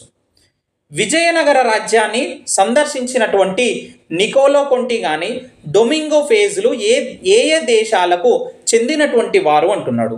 చూడండి, ఏ రాజు కాలంలో ఎవరెవరు విదేశీ యాత్రికులు వచ్చి సందర్శించారు అని చెప్పేసి అంటాడు. ఖచ్చితంగా ఈసారి కూడా బిట్టు రావచ్చు. మనకు కరెక్ట్ ఆన్సర్ వచ్చేసి ఇటలీ, పోర్చుగీసు వరుసగా అని చెప్పేసి చెప్పవచ్చు అనమాట. రైట్, నెక్స్ట్ చూద్దాం. మొఘలు కాలం నాటి మన్సబ్దార్ల గురించి ఈ కింది వాటిని పరిగణించండి అన్నాడు అనమాట. సో ఇక్కడ మనకు కరెక్ట్ ఆన్సర్ వచ్చేసి ఆప్షన్ 4 అండి. ఏబిసి మాత్రమే కరెక్ట్ అవుతుంది, డి అనేది కరెక్ట్ కాదనమాట. సరైనటువంటి జవాబు అది అవుతుంది అనమాట. సీడెడ్ జిల్లాలు అనగా ఏమిటి అని చెప్పేసి పోయినసారి మనకు ఈ ప్రశ్న రావడం జరిగింది. అనంతపురం, బళ్ళారి, కడప, కర్నూలు ఈ 4 కలిపి సీడెడ్ జిల్లాలు అని చెప్పేసి అంటాము. కాదంబరి గంగూలీ ఎవరు అని చెప్పేసి అన్నాడు. సో చూడండి, మనకు దీంట్లో కరెక్ట్ ఆన్సర్ వచ్చేసి ఆప్షన్ 3 అండి. అంటే కాంగ్రెస్ మొదటి మహిళా గ్రాడ్యుయేట్ యొక్క ప్రతినిధి ఏమే. ఓకేనా, రైట్, నెక్స్ట్ చూద్దాం. రవీంద్రనాథ్ ఠాగూర్ బ్రిటిష్ ప్రభుత్వం తనకిచ్చినటువంటి నైట్హుడ్ను మరి క్రింది సంఘటన చర్యకు నిరసనగా మరి పరిత్యాదించాడు అని చెప్పేసి అంటుండు. మీకు అందరికీ తెలుసు, జలియన్ వాలాబాగ్ మారణకాండకు జరిగినప్పుడు సో నైట్హుడ్ అనేటటువంటి బిరుదును వెనక్కి ఇవ్వడం జరిగిందనమాట. రైట్, నెక్స్ట్ చూద్దాం. స్త్రీల అభిప్రాయాల కంటే పురుషుల అభిప్రాయాలకు ప్రాధాన్యతను ఇచ్చినందుకు మరి గణతంత్రాన్ని విమర్శించిన సంస్కృతి పునర్జీవ కాలం నాటి వెనిస్ మహిళా రచయిత్రి పేరేమిటి అని చెప్పేసి అన్నాడు. సో దీంట్లో మనకు కరెక్ట్ ఆన్సర్ వచ్చేసి కాస్టాండ్రా ఫిడిల్ అనమాట. సో వెరీ వెరీ ఇంపార్టెంట్, ఇట్లాంటివి మీరు ప్రాక్టీస్ చేయాలి. క్రింది వారిలో పునర్జీవ కాలానికి చెందినటువంటి ఖగోళ శాస్త్రవేత్త మరి కానిది ఎవరు అని చెప్పేసి అన్నాడు. కాని వారు ఎవరు అంటుండండి. సో దీంట్లో మనకు కరెక్ట్ ఆన్సర్ వచ్చేసి ఎరాస్మస్ ముండస్ అనేది కరెక్ట్ కాదు. సో మిగిలిన వాళ్ళు కూడా మన పునర్జీవ కాలానికి చెందినటువంటి ఖగోళ శాస్త్రవేత్తలు. ఎవరి నాయకత్వంలో ఫ్రాన్స్ 3వసారి రిపబ్లిక్గా మరి ప్రకటించుకున్నది అని చెప్పేసి అడిగిండు. సో దీంట్లో కరెక్ట్ ఆన్సర్ వచ్చేసి లియోన్ గాంబెట్టా అనేటటువంటిది కరెక్ట్ ఆన్సర్ అవుతుంది అనమాట. వెనుజులాను విముక్తం చేసినటువంటి విప్లవ సైన్య నాయకుడు ఎవరు? మనకు కరెక్ట్ ఆన్సర్ వచ్చేసి ఆప్షన్ 2 అండి. ఆప్షన్ 2 సైమన్ బోలివర్ అనేది కరెక్ట్ ఆన్సర్ అవుతుంది. వరల్డ్ హిస్టరీకి సంబంధించి చేస్తారో వరల్డ్ హిస్టరీ అండి, వరల్డ్ హిస్టరీకి సంబంధించి బిట్స్ చేస్తారో వాళ్ళు సక్సెస్ అవుతారు. రైట్, నెక్స్ట్ చూద్దాం. ఆఫ్రికాలోని కాంగో స్వేచ్ఛా రాజ్యంను తన సొంత ఆస్తిగా ప్రకటించుకున్నటువంటి బెల్జియం రాజు ఎవరు అని చెప్పేసి అన్నాడు. సో దీంట్లో మనకు కరెక్ట్ ఆన్సర్ వచ్చేసి ఆప్షన్ 3 లియోపోల్డ్ II అనేది కరెక్ట్ ఆన్సర్ అవుతుంది అనమాట. The history of a Soviet collective farm రచయిత ఎవరు అని చెప్పేసి అన్నాడు. సో దీంట్లో మనకు కరెక్ట్ ఆన్సర్ వచ్చేసి ఆప్షన్ 4 అండి. ఫెడారో బెలోవో అనేది కరెక్ట్ ఆన్సర్ అవుతుందన్నమాట. రైట్, నెక్స్ట్ చూద్దాం. క్రింది వారిలో పురుషుల ప్రపంచంలో అతని ప్రధాన రంగంలో మహిళలు జోక్యం చేసుకోవడం సరైనది కాదు అని అన్నవారు ఎవరు అని చెప్పేసి అన్నాడు. సో వెరీ ఇంపార్టెంట్, ఇట్లాంటి బిట్స్ కూడా మనకు రావడం జరుగుతుంది. హిట్లర్ సంబోధించాడండి, ఇట్లాంటి వాక్యాలు హిట్లర్ చెప్పడం జరిగిందనమాట. టెక్స్ట్ బుక్లో చాలా క్లియర్గా ఉంది, ఇలాంటి అంశాలన్నీ కూడా టెక్స్ట్ బుక్లో చాలా క్లియర్గా ఇచ్చాడు, మీరు గమనించగలరు. 1947 ఆగస్టు 15 నాటికి భారతదేశంతో మరి విలీన ఒప్పంద పత్రంపై సంతకం చేయని 3 సంస్థానాలు ఏంటివి అని చెప్పేసి అన్నాడు. సో దీంట్లో మనకు కరెక్ట్ ఆన్సర్ వచ్చేసి ఆప్షన్ 4 అండి. కాశ్మీర్ చేయలేదు, హైదరాబాద్, జూనాగఢ్ 3 చేయలేదు అనమాట. గ్రీన్ పీస్ ఉద్యమం మొదట దేనికి వ్యతిరేకంగా మొదలైంది అని చెప్పేసి అన్నాడు. సో దీంట్లో కరెక్ట్ ఆన్సర్ వచ్చేసి మనకి ఏంటండి, ఒకసారి చూసే ప్రయత్నం చేద్దాం. కరెక్ట్ ఆన్సర్ వచ్చేసి అమెరికా అణుపరీక్షలు అనేది ఆప్షన్ 1 అనేది కరెక్ట్ ఆన్సర్ అవుతుంది అనమాట. ఓకేనా, రైట్, నెక్స్ట్ చూద్దాం. నర్మదా బచావో ఉద్యమంలోని అనేక ధోరణులకు కలగలిసి ఉన్న వాటికి సంబంధించి క్రింది వాటిని పరిగణించండి అంటున్నాడు. సో దీంట్లో మనకు కరెక్ట్ ఆన్సర్ వచ్చేసి ఆప్షన్ 2 అండి. ఏసీ మాత్రమే కరెక్ట్ అనమాట. అంటే మూలవాసి ప్రజల ఉద్యమం, అలాగే భూ నిర్వాసితుల ఉద్యమం అని చెప్పవచ్చు అనమాట. ఇది సరైనటువంటి ఆప్షన్ అవుతుందని చెప్పేసి ఇక్కడ మీరు గుర్తుపెట్టుకోవాలా. రైట్, నెక్స్ట్ చూద్దాం. 1956 పెద్ద మనుషుల ఒప్పందం అంశాలకు సంబంధించి కింది వాటిని పరిగణించండి అంటున్నాడు. సో దీంట్లో మనకు కరెక్ట్ ఆన్సర్ వచ్చేసి ఏంటండి, సో మనకు ఆప్షన్ 1 ఏబి మాత్రమే కరెక్ట్ అనమాట. సో ఏబి మాత్రమే, అంటే తెలంగాణలోని రెవెన్యూ మిగులును తెలంగాణకి ఖర్చు చేయాలనేది కరెక్టు. 20 శాసనసభ్యులచే మరి చట్టబద్ధమైనటువంటి తెలంగాణ ప్రాంతీయ సంఘం మరి ఏర్పాటు చేయాలనేది కరెక్ట్ ఆన్సర్ అవుతుందన్నమాట. రైట్, నెక్స్ట్ చూద్దాం. 1946 భారత రాజ్యాంగ సభ ఎన్నికలకు సంబంధించి క్రింది అంశాలను పరిగణించండి అన్నాడు. సో దీంట్లో మనకు కరెక్ట్ ఆన్సర్ వచ్చేసి మనకు ఏంటండి, ఆప్షన్ 3 అవుతుంది. అంటే బీసీ మాత్రమే కరెక్ట్ అవుతుంది అనమాట. బి అండ్ సి మాత్రమే కరెక్ట్ ఆన్సర్ అవుతుంది. ఒకసారి చూడండి, నెక్స్ట్ చూద్దాం. భారత రాజ్యాంగంలోని కేంద్రీకరణ అంశాలు నిరంకుశ అధికారంగా మారి ఫాసిస్ట్ ఆదర్శాల వైపు మరి వెళ్ళగలవని మరి వ్యాఖ్యానించినటువంటి వారు ఎవరు? సో కరెక్ట్ ఆన్సర్ వచ్చేసి మనకు ఆప్షన్ 2 అండి. డిఎస్ సేత్ అనేది కరెక్ట్ ఆన్సర్ అవుతుంది అనమాట. రైట్, ఏ రాజ్యాంగ సవరణ ద్వారా ఓటింగ్ వయస్సు 21 ఏండ్ల నుండి 18 ఏండ్లకు తగ్గించారు? అనేక కాంపిటేటివ్ ఎగ్జామ్లలో ఈ బిట్టు రిపీట్ అయ్యిందండి. అందుకే ప్రీవియస్ ప్రశ్నాపత్రాలు అనేవి చూడాలి, చూస్తే మీరు సక్సెస్ అవుతారు. ఆప్షన్ 3 61వ రాజ్యాంగ సవరణ 1988లో చేయడం జరిగిందనమాట. ఓటింగ్ సమయంలో చెరిగిపోని ఇండియలబుల్ సిరా ఏదైతే ఉందో, ఇండియలబుల్ సిరా గుర్తుకు సంబంధించి కింది వాటిని మరి పరిగణించండి అంటున్నాడు. సో దీంట్లో మనకు కరెక్ట్ ఆన్సర్ ఏంటండి, ఆప్షన్ 4 అనేది కరెక్ట్ ఆన్సర్ అవుతుందన్నమాట. అంటే బీడీ మాత్రమే కరెక్ట్ ఆన్సర్ అవుతుందన్నమాట. నెక్స్ట్ చూద్దాం. భారత రాజ్యాంగం ప్రకారము తాత్కాలికంగా కూడా రద్దు చేయబడలేని హక్కులేవి అని అన్నాడు. ఏంటండి అవి, చూడండి ఒకసారి. కరెక్ట్ ఆన్సర్ ఆప్షన్ 3 అండి. అంటే జీవించే హక్కు, వ్యక్తిగత స్వేచ్ఛ హక్కులు, అంటే ఆర్టికల్ 20, 21 మాత్రం రద్దు చేయడం కుదరదు. క్రింది చట్టాలు రూపొందించినటువంటి సంవత్సరాన్ని బట్టి క్రమానుగత శ్రేణిలో అమర్చండి అంటున్నాడు. సో క్రమానుగతంగా ఖచ్చితంగా అడుగుతుండండి. సో ఇట్లాంటి బిట్స్ అయితే మీరు బాగా ప్రాక్టీస్ చేయాలి. సో దీంట్లో మనకు కరెక్ట్ ఆన్సర్ వచ్చేసి ఆప్షన్ 4 అనమాట. ఏబిడిసి అనేటటువంటిది కరెక్ట్ ఆర్డర్ అవుతుందన్నమాట. దీంట్లో క్రిమినల్ న్యాయ సవరణ చట్టం 2013 అంటే నిర్భయ చట్టంకు సంబంధించి క్రింది వాటిని పరిగణించండి అన్నాడు. సో ఇట్లా కూడా ఒక చట్టానికి సంబంధించి కూడా ఇట్లా అడుగుతున్నాడు. చూడండి, ఇందులో మనకు కరెక్ట్ ఆన్సర్ వచ్చేసి ఆప్షన్ 4 అండి. ఏబిడి మాత్రమే కరెక్ట్ ఆన్సర్ అవుతుందన్నమాట. రైట్, నెక్స్ట్ చూద్దాం. శాశ్వత డ్రైవింగ్ లైసెన్స్ పొందే ప్రక్రియలో కింది వాటిలో ఒకటి సరి అయినది కాదు అని చెప్పేసి అన్నాడు. సో కానిది ఏంటండి, ఆప్షన్ 2 అనేది కాదనమాట. అంటే లెర్నర్ లైసెన్సు పొందిన 30 రోజుల నుండి 150 రోజులలో మాత్రమే శాశ్వత లైసెన్సు మరి దరఖాస్తుకు వీలు ఉంటుందనేది సరి అయినది కాదు. Right, are you clear? Right, next చూద్దామా. సామాజిక ఆర్థిక జీవితాలలో సమానత్వము తీసుకురానిచో మరి రాజకీయ ప్రజాస్వామ్యం ముప్పులో పడుతుందని మరి రాజ్యాంగ సభలో హెచ్చరించినటువంటి వారు ఎవరు అని చెప్పేసి అన్నాడు. సో ఎవరు ఇలాంటి వ్యాఖ్యలు చేశారు, ఇలాంటి పైన ఎక్కువ అడుగుతుంది చూడండి. మనకు డాక్టర్ బిఆర్ అంబేద్కర్ అనేది ఇది కరెక్ట్ ఆన్సర్ అవుతుంది అనమాట. 1951-52 మొదటి లోక్సభ ఎన్నికలకు సంబంధించి కింది వాటిని పరిగణించండి అన్నాడు. సో దీంట్లో మనకు కరెక్ట్ ఆన్సర్ వచ్చేసి ఆప్షన్ 3 అండి. అంటే బీసీ మాత్రమే సరైనటువంటి జవాబు అవుతుంది అనమాట. Right, are you clear? Next, 2014 Lok Sabha ఎన్నికల్లో పోటీ చేసినటువంటి మొత్తం రాజకీయ పార్టీల సంఖ్య ఎంత?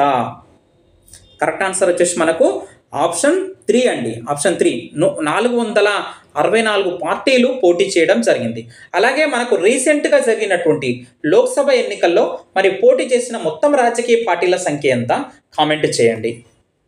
కింది వాటిలో ఏది సరి అయినది అని చెప్పేసి అన్నాడు. సో దీంట్లో మనకు కరెక్ట్ అయినటువంటి సరి అయినది ఏంటంటే కనుక ఆప్షన్ 3 అండి. అన్ని రాష్ట్రాల శాసనసభ్యులు పార్లమెంటు ఉభయ సభ్యులు రాష్ట్రపతిని ఎన్నుకుంటారు. సో అలాగే చూసినట్లయితే ఉపరాష్ట్రపతిని ఎవరెవరు ఎన్నుకుంటారు? కామెంట్ చేయండి. కింది వాణిలో తెలంగాణ సాయుధ పోరాట కాలంలో అనేక బుర్రకథ ప్రదర్శనలు ఇచ్చినటువంటి వారు ఎవరు అని చెప్పేసి అన్నాడు. ఇక్కడ నాజర్ వెరీ వెరీ ఇంపార్టెంట్ అండి. తెలంగాణ సాయుధ పోరాట కాలంలో నాజర్ అనేక రకమైనటువంటి బుర్రకథ ప్రదర్శనలు ఇవ్వడం జరిగింది. ఎందుకంటే బుర్రకథతోని ప్రజలకు చెప్పినట్లయితే ఈజీగా అర్థమవుతుందని చెప్పేసి అలా చేయడం జరిగింది అనమాట. తోలుబొమ్మలాటకు సంబంధించి క్రింది వాటిని పరిగణించండి అన్నాడు. సో ఇక్కడ మనకు కరెక్ట్ ఆన్సర్ వచ్చేసి ఏంటండి చూడండి ఒకసారి. ఆప్షన్ 3 ఏబిడి మాత్రమే కరెక్ట్ అవుతుంది. ఏబిడి మాత్రం, సి కాదు. అంటే ఈ ఆటలో కథనం గాత్రం పురుషులు మాత్రమే చేస్తారనేది కరెక్ట్ కాదు అని చెప్పేసి గుర్తుపెట్టుకోవాలా. నెక్స్ట్ చూద్దాం. కొమరం భీం సినిమాకు సంబంధించి క్రింది వాటిని పరిగణించండి అన్నాడు. సో ఏంటండి ఆప్షన్ మనకు కరెక్ట్ ఆన్సర్ ఏంటి అవుతుంది ఒకసారి చూడండి. ఆప్షన్ 3 అనేది మరి కరెక్ట్ ఆన్సర్. ఏబిడి మాత్రమే కరెక్ట్ అనమాట. ఆప్షన్ 3 ఓకేనా. Right, next. క్రింది పత్రికలు అవి వెలువడినటువంటి సంవత్సరానికి సంబంధించి సరిగా జతపరచబడనిది ఏది అన్నాడు. అందుకే ఏ పత్రిక ఏ యొక్క సంవత్సరంలో వచ్చిందో మీకు తెలిసి ఉండాలా. ఇందులో అమృత్ బజార్ పత్రిక 1885 అనేది కరెక్ట్ అనమాట. రైట్, నెక్స్ట్ చూద్దాం. క్రికెట్ ఆటలోని బౌలింగ్ ప్రక్రియలో 2 ముఖ్య నైపుణ్యాలకు దూసరా, రివర్స్ స్వింగ్ బీజం వేసిన దక్షిణ ఆసియా దేశం ఏది అని చెప్పేసి అన్నాడు. మీకు అందరికీ తెలుసు. ఇది టెట్లో కూడా 2022 టెట్లో కూడా ఇది ఒకసారి అడగడం జరిగింది. డైరెక్ట్ బిట్ ఇది. సో పాకిస్తాన్ అనేది కరెక్ట్ ఆన్సర్ అవుతుంది అనమాట. రైట్, నెక్స్ట్ చూద్దాం. రాష్ట్రాల శాసనసభ సభ్యుల ఎన్నికలలో పోటీ చేయడానికి ఒక వ్యక్తికి ఉండవలసిన మరి అర్హతలు పరిగణించండి అన్నాడు. శాసనసభ సభ్యుల గురించి ఎన్నికలలో పోటీ చేయడానికి సంబంధించి బిట్టు అడగడం జరిగింది. ఇందులో కరెక్ట్ ఆన్సర్ వచ్చేసి ఏసీ మాత్రమే ఇందులో కరెక్ట్ ఆన్సర్ అవుతుంది అనమాట. గుర్తుపెట్టుకోండి. రైట్, నెక్స్ట్ చూద్దాం. గ్రామ పంచాయతీకి సంబంధించి కింది వాటిని పరిగణించండి అన్నాడు. సో కింది వాటిని పరిగణించండి గ్రామ పంచాయతీకి సంబంధించి. కరెక్ట్ ఆన్సర్ వచ్చేసి మనకు బీసీ మాత్రమే ఇందులో కరెక్ట్ ఆన్సర్ అవుతుందన్నమాట. నెక్స్ట్ చూద్దాం. పురపాలక సంఘాలకు సంబంధించి కింది అంశాలను మరి పరిగణించండి అన్నాడు. పురపాలక సంఘాలకు అంటే ఇందాకనేమో గ్రామ పంచాయతీలకు సంబంధించి అడిగాడు, ఇప్పుడేమో పురపాలక సంఘాలకు సంబంధించి అడిగాడు. ఇలాంటి ప్రశ్నలు కూడా వస్తున్నాయి, గమనించండి. ఆప్షన్ 3 అనేది కరెక్ట్ ఆన్సర్. ఏసీ మాత్రమే ఇందులో కరెక్ట్ ఆన్సర్ అవుతుంది అనమాట. నెక్స్ట్ చూద్దాం. ఐక్యరాజ్య సమితిలో 2014 వరకు ఉన్నటువంటి సభ్యుల సంఖ్య ఎంత? ఐక్యరాజ్య సమితిలో 2014 వరకు ఉన్నటువంటి సభ్యుల సంఖ్య ఎంత అని చెప్పేసి అడిగిండు. సో ఆప్షన్ మనకు 191 అండి. ఆప్షన్ 3 అనేది కరెక్ట్ ఆన్సర్ అవుతుందన్నమాట. అలీనా ఉద్యమ మొదటి సమావేశం ఎప్పుడు జరిగింది, ఎక్కడ జరిగింది అని చెప్పేసి అన్నాడు. మనకు దీంట్లో కరెక్ట్ ఆన్సర్ వచ్చేసి మరి ఆప్షన్ 3 అండి. 1961 బెల్గ్రేడ్లో జరగడం జరిగింది. బిసాంత్ అంటే ఏమిటి? సో ఇక్కడ చూడండి, బిసాంత్ అంటే ఏమిటి అని చెప్పేసి అడిగాడు. Direct bit, very simple. బంగారంతో చేయబడినటువంటి రోమన్ కాలం నాటి ప్రామాణిక నాణ్యం అది అనమాట. ఆప్షన్ 1 అనేది కరెక్ట్ ఆన్సర్ అవుతుందన్నమాట. కింది వారిలో భారతదేశంలో తొలి బ్యాంకర్ కానివారు ఎవరు? తొలి బ్యాంకర్స్ ఎవరో తెలవాలి, అప్పుడే కానివారు ఎవరో మీకు తెలుస్తుంది ఇందులో. సో దీంట్లో మనకు కరెక్ట్ ఆన్సర్ వచ్చేసి చెట్టియార్ మద్రాస్ అనేది కానిది అని చెప్పేసి ఇక్కడ మీరు గుర్తుపెట్టుకోవాలా. రైట్, నెక్స్ట్ చూద్దాం. బ్యాంకులలో ప్రాథమిక పొదుపు ఖాతాకు సంబంధించి కింది అంశాలను పరిగణించండి అన్నాడు. సో దీంట్లో కరెక్ట్ ఆన్సర్ వచ్చేసి ఏసీడి అనేది కరెక్ట్ ఆన్సర్ అనమాట. అంటే బి మాత్రం కాదనమాట. అంటే ఈ ఖాతాను తెరవడానికి వ్యక్తులకు 18 సంవత్సరాల వయసు కలిగి ఉండాలి అనేటటువంటి ఆప్షన్ తప్పు అనమాట. రైట్, నెక్స్ట్ చూద్దాం. రైట్, డిజిటల్ చెల్లింపు విధానాలకు సంబంధించి క్రింది అంశాలను పరిగణించండి అన్నాడు. సో ఇప్పుడు 2 బిట్స్ కూడా వెంటనే ఒకే లెసన్ నుంచి ఇవ్వడం జరిగింది. సో జాగ్రత్తగా గమనించండి. దీంట్లో మనకు బీసీడి ఆప్షన్ 2 మాత్రం కరెక్ట్ ఆన్సర్ అవుతుందన్నమాట. బీసీడి అనమాట. నెఫ్ట్ ఏదైతే ఉందో మరి గరిష్టంగా కనీస ద్రవ్యం 10,000 అనేది కరెక్ట్ కాదండి. మనము దాదాపుగా 2 లక్షల వరకైనా కానీ ఖచ్చితంగా చేసుకోవచ్చు నెఫ్ట్ ద్వారా. రైట్, నెక్స్ట్ చూద్దాం. అధిక శ్రామికులకు అధిక జీవ రసాయనిక ఎరువులను నీటి పారుదలను మరి ఉపయోగించుకొని అధిక దిగుబడిని సాధించేటటువంటి వ్యవసాయ విధానాన్ని ఏమి అంటారు? ఆప్షన్ 2 సాంద్ర జీవనాధార వ్యవసాయం అనేది కరెక్ట్ ఆన్సర్ అవుతుందన్నమాట. క్రింది వాటిలో ఒకటి భారతదేశ పంట కాలంలో భాగం కాదు అని చెప్పేసి అన్నాడు. వెరీ సింపుల్, ఆప్షన్ 4 తర్ఫీద్ అనేది కాదు. క్రింది వాటిలో శీతాకాలంలో కొద్దిపాటి వర్షపాతంతో పండించేటటువంటి ముఖ్యమైన పంటలలో భాగం కానిది ఏది అని చెప్పేసి అడిగాడు. సో మనకు ఇందులో కరెక్ట్ ఆన్సర్ వచ్చేసి ఆప్షన్ 3 అండి. వరి అనేది మరి ఆన్సర్ అవుతుందన్నమాట. ప్రపంచ ఉత్పత్తిలో అగ్రభాగాన భారతదేశంలో పండేటటువంటి 2 రకాల పంటలు ఏవి అని చెప్పేసి అన్నాడు. అగ్రికల్చర్కి సంబంధించి ఖచ్చితంగా మనకు బిట్స్ వస్తాయండి, మీరు బాగా గమనించాలి. చెరకు, తేయాకు అనేది కరెక్ట్ ఆన్సర్ అవుతుందన్నమాట. క్రింది ఖనిజ పారిశ్రామిక రంగాలను వాటి ప్రాంతాలతో జతపరచండి అన్నాడు. పరిశ్రమలు ఇచ్చాడు, ప్రాంతాలు ఇచ్చాడు. ఇక్కడ మనకు కరెక్ట్ ఆన్సర్ వచ్చేసి మనకు ఆప్షన్ 4 అనేది కరెక్ట్ ఆన్సర్ అవుతుందన్నమాట. సో మనకు నూలు వస్త్రాలు అనేది వడోదర, అలాగే మైకా అనేది చూసుకున్నట్లయితే హజారీబాగ్, తర్వాత బొగ్గు గనులు వచ్చేసి మనకు తాల్చేర్, తర్వాత రసాయనిక ఎరువుల కర్మాగారం వచ్చేసి మనకు హజీరా అంటే గుజరాత్. అనియత రంగంలో రుణాల గురించి క్రింది వాటిని పరిగణించండి అన్నాడు. సో ఇందులో మనకు కరెక్ట్ ఆన్సర్ వచ్చేసి ఏంటండి, ఒకసారి కామెంట్ చేయండి. ఆప్షన్ 2 అనమాట. అంటే బీసీడి మాత్రమే కరెక్ట్ అనమాట. ఏ అనేది కరెక్ట్ కాదు. ఓకే, భారతదేశంలో ఆహార ధరల సూచికను ఏ సంవత్సరం నుండి ప్రారంభించారు? Very important. సో చాలాసార్లు ఎగ్జామ్లో అడిగాడు. ఆప్షన్ 3 అనమాట. 2009 నుండి ప్రారంభించడం జరిగిందనమాట. చలామణిలో ఉన్నటువంటి ద్రవ్య సరఫరాను తగ్గించాలనుకున్నప్పుడు ప్రభుత్వం చేపట్టే చర్యలకు సంబంధించి కింది అంశాలను పరిగణించండి అన్నాడు. సో మనకు ఇందులో కరెక్ట్ ఆన్సర్ వచ్చేసి ఆప్షన్ 1 అండి. అంటే ఏబిడి మాత్రమే కరెక్ట్. ఏబిడి మాత్రమే. ప్రజల కొనుగోలు శక్తిని తగ్గిస్తారు అనేది కరెక్ట్ కాదనమాట. రైట్, రసాయనాల వాడకం వల్ల పర్యావరణము, మనుషులు, పక్షులపై పడే ప్రభావాన్ని ఎత్తి చూపినటువంటి సైలెంట్ స్ప్రింగ్ అను గ్రంథ రచయిత ఎవరు? కరెక్ట్ ఆన్సర్ వచ్చేసి మనకు ఆప్షన్ 1 అండి. రెచల్ కార్సన్. ఈ యొక్క పుస్తకాన్ని ఎప్పుడు రచించారు? 1962 అనుకుంటాను. సో మీరు కూడా కామెంట్ చేయండి.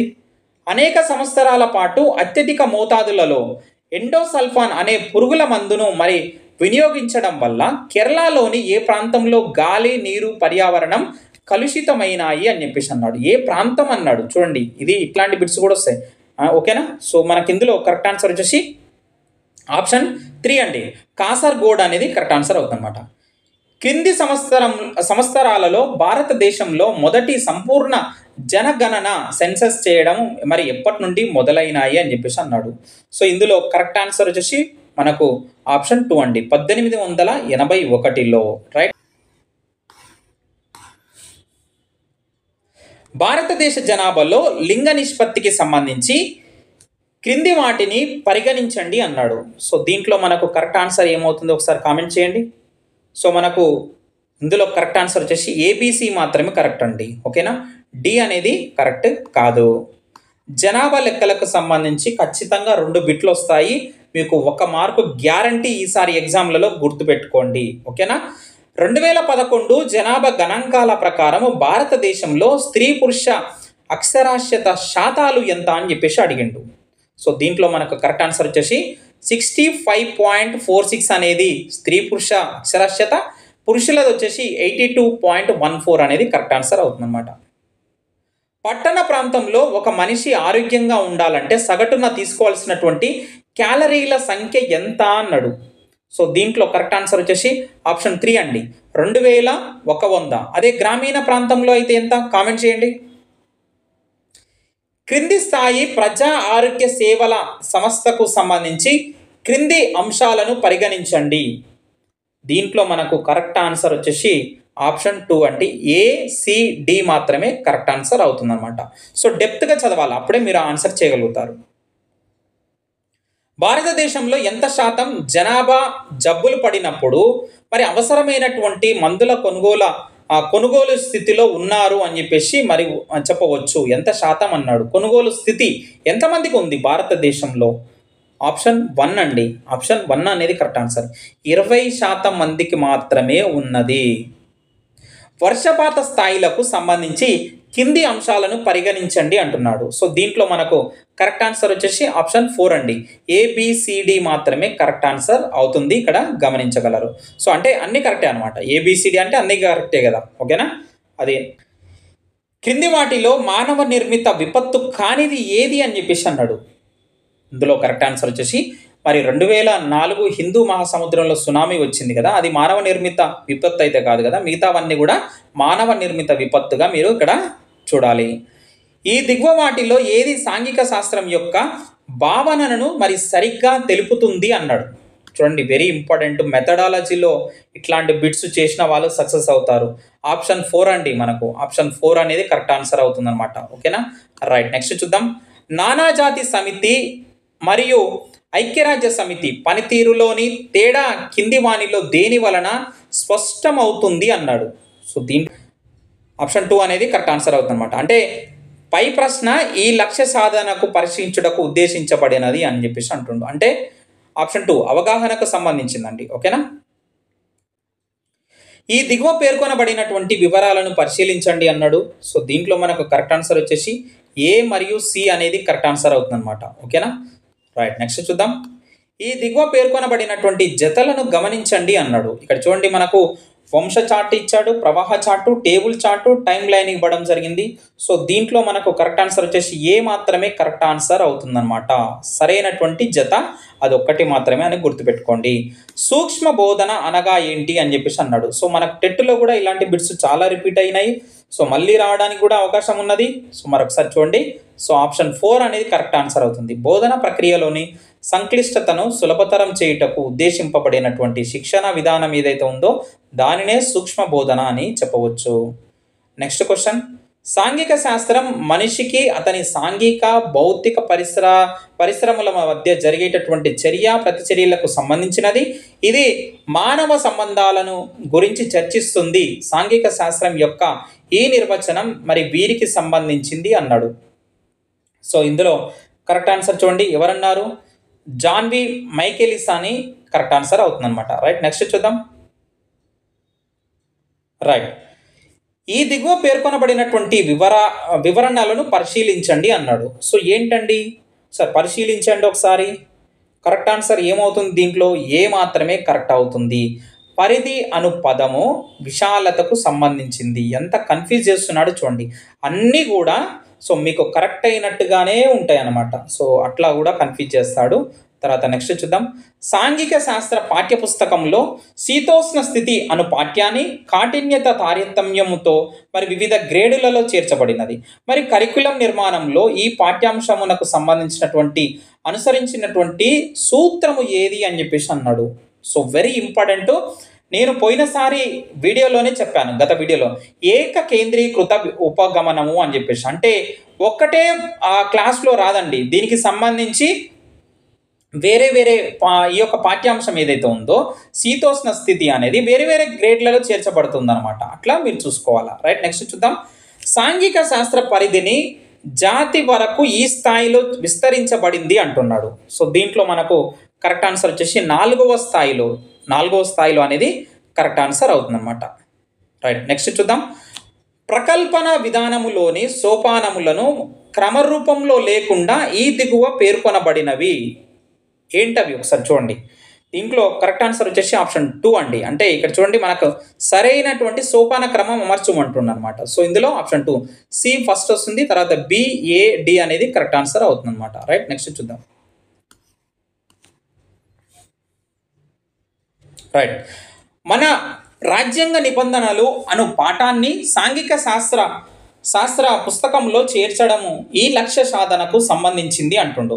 లక్ష్యాలు తర్వాత విద్యా ప్రమాణాలు ఖచ్చితంగా మీరు 1కి 2 సార్లు మీరు ప్రాక్టీస్ చేసినట్లయితే మీకు 2 నుంచి 3 మార్కులు ఎక్కడ పోవండి. ఓకేనా? సో ఇందులో కరెక్ట్ ఆన్సర్ వచ్చేసి మనకు ఆప్షన్ 3 అనేది కరెక్ట్ ఆన్సర్ అనమాట. సో ఇక్కడ చూడండి, ఉత్తమ పౌరసత్వ భావాలను పెంపొందించుట అనేది కరెక్ట్ ఆన్సర్ అవుతుందన్నమాట. రైట్. నెక్స్ట్ చూద్దాం.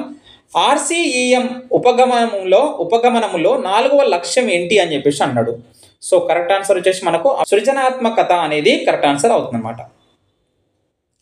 ఎడ్గార్ డెల్ శంకు అనుభవాలు నుండి కొన్ని అనుభవాలను ఈ దిగువ పేర్కొనబడినవి అవి ఏంటివి అని చెప్పేసి అంటుండు. చూడండి, వెరీ ఇంపార్టెంట్. ఆప్షన్ 3 అండి. సో ఆప్షన్ 3 ACDB అనేది కరెక్ట్ ఆన్సర్. అంటే ఈ ఇచ్చినటువంటి వాటిని సరైనటువంటి క్రమంలో అమర్చము అన్నాడు. సో అట్లా మీరు చూసుకోవాలా. సో ఒకటి దీనికి ఫార్ములా ఉంటుందంటే నేను అది నెక్స్ట్ వీడియోలో చెప్తాను ఎలా గుర్తుపెట్టుకోవాలి అనేది. హర్రో యొక్క వర్గీకరణ ప్రకారము విస్తరింపలేని సందేశం సంబంధించినటువంటి క్రియాత్మకములు అని చెప్పేసి అన్నాడు. సో దీంట్లో కరెక్ట్ ఆన్సర్ ఏమవుతుందంటే ఒకసారి చూడండి. దీనికి కరెక్ట్ ఆన్సర్ అనేది మనకు కీలో ఇవ్వలేదు. సో మీకు తెలిస్తే కనుక మరి కామెంట్ చేయండి. ఈ దిగువ పేర్కొనబడినటువంటి వివరణలను పరిశీలించండి అన్నాడు. సో పరిశీలించండి ఒకసారి. ఆప్షన్ 4 అనేది కరెక్ట్ అవుతుంది. BC మరియు D అనేది కరెక్ట్ అవుతుంది అనమాట. రైట్. నెక్స్ట్ చూద్దాం. లక్ష్యాల వర్గీకరణలో భావావేశ రంగమునందు అంకిత భావం ఈ లక్ష్యమునకు సంబంధించింది. అంకిత భావం అనేది ఏ లక్ష్యానికి సంబంధించింది అంటుండు. సో నిర్వహించుట అనేది కరెక్ట్ ఆన్సర్ అవుతుందన్నమాట. మనకు నిర్వహించుట ఆప్షన్ 2 అనేది కరెక్ట్ ఆన్సర్. కరికులం నిర్మాణంలో ఏ ఉపగమము నందు విషయ అభ్యసన నిరంతరముగాను అంతరాయము లేకుండా ఉండునో. కరెక్ట్ ఆన్సర్ ఏంటి? రైట్. ఏకకేంద్రీకృత ఉపగమనం అనేది కరెక్ట్ ఆన్సర్ అవుతుందన్నమాట. తరగతి గది బోధనా లక్ష్యాలు సాధారణ ఉద్దేశములు అను వరుస క్రమంలో దిగువన మరి చేర్చబడినటువంటి అంశం ఏంటి అంటున్నాడు. సో కరెక్ట్ ఆన్సర్ సాంఘిక శాస్త్ర బోధనా లక్ష్యాలు అనేది కరెక్ట్ ఆన్సర్ అవుతుందన్నమాట. మన సూర్య సృష్టి అను పాఠములో విద్యార్థులు సూర్య సృష్టి మరియు గ్రహణములు అను అంశంపై పాఠశాల బులెటిన్కు మరి వ్యాసాన్ని రాయుదురు. ఈ స్పష్టీకరణ ఈ లక్ష్యమునకు సంబంధించింది. సో నేను గత వీడియోలోనే చెప్పాను మీకు, వెరీ వెరీ ఇంపార్టెంట్. లేఖ రాశాడు అంటే గనక అభిరుచి మరియు ప్రశంసాని బండగుర్తు అండి, గుర్తుపెట్టుకోండి. ఓకేనా? రైట్. సాంఘిక శాస్త్ర విషయ జ్ఞానము మరియు అభ్యసన అనుభవాలు విద్యార్థుల మానసిక వికాసమునకు పెంపొందించుటకు మరి తగిన అవకాశమును కలిగించును. ఇట్టి సాంఘిక శాస్త్ర బోధన ప్రయోజనమును ఈ విలువకు మరి సంబంధించినది అంటుండు. సో దీంట్లో మనకు కరెక్ట్ ఆన్సర్ వచ్చేసి ఆప్షన్ 1 అండి. సాంఘిక విలువ అనేది కరెక్ట్ ఆన్సర్ అవుతుంది అనమాట. సులభము నుండి క్లిష్టతకు వెళ్ళుట అనున్నది ఏంటి అంటుండు. ఇక్కడ చూడండి, వెరీ సింపుల్గానే ఉంటుంది కానీ కన్ఫ్యూజ్ అవుతారు. ఒక సూత్రం అండి ఇది అనేది ఒక సూత్రం అనేది గుర్తుపెట్టుకోండి. రైట్. నెక్స్ట్ చూద్దాం. ఈ దిగువ వివరణలను మరి పరిశీలించండి అన్నాడు. ఇందులో కరెక్ట్ ఆన్సర్ వచ్చేసి ఆప్షన్ 3 BC మాత్రమే కరెక్ట్ ఆన్సర్ అవుతుందన్నమాట. నెక్స్ట్ చూద్దాం. ఈ దిగువ వాటిలో ఏది ఒక యుక్తి అని చెప్పేసి అంటుండు. కరెక్ట్ ఆన్సర్ వచ్చేసి ఆప్షన్ 1 అండి. ఆప్షన్ 1 అనమాట. సో కథనం చేయుట అనేది కరెక్ట్ ఆన్సర్ అవుతుందన్నమాట. హెర్బార్ట్ మరి పాఠ్య ప్రణాళిక విధానములోని సోపానములను వరుస క్రమంలో లేకుండా ఈ దిగువ పేర్కొనబడినవి. సో మరి సరైనటువంటి క్రమమును గుర్తించుము అంటుండు. సో దీంట్లో కరెక్ట్ ఆన్సర్ ఆప్షన్ 3 అండి. సో DACBE అనేది మరి ఆర్డర్ వైజ్గా రావడం జరుగుతుంది అన్నమాట. కరికులం అనున్నది కళాకారుని చేతిలో తన మనోభావాలకు అనుకూలంగా తన స్టూడియోలో ఆకృతిని ఇచ్చు పరికరము. ఈ పాపులర్ లోకోక్తి ఈ విద్యావేత్తకు సంబంధించింది. చెప్పాను, నిర్వచనాలకు సంబంధించి చెప్పాను. చూడండి, మీరు కరికులం అనగానే కన్నింగ్ హోమ్ గుర్తుకు రావాలని చెప్పేసి కళాకారుడు ఇట్లా కూడా గుర్తుపెట్టుకోండి అని కూడా చెప్పాను. రైట్. ఇది కరెక్ట్ ఆన్సర్. కన్నింగ్ హోమ్ అనేది కరెక్ట్ ఆన్సర్ అనమాట.